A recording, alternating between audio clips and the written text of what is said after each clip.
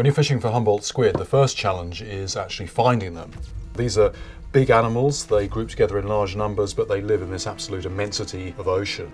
So what we did, we enlisted the help of a commercial squid fishing vessel.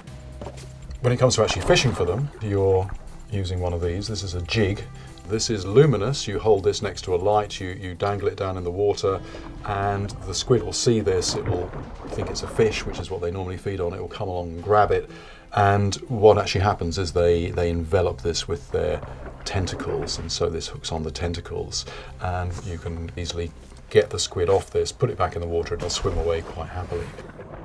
This is fished on pretty thick line. It's partly because it's just covered in teeth. The squid has a beak, but also its tentacles, which have these suckers all over them.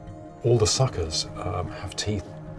I wouldn't say they're as strong as a fish of the same size, even though they've got two different means of propulsion. They have their wings, which they flap, which operate a bit like the fins on a fish, and they've also got this sort of jet propulsion. They've got a hose which squirts water.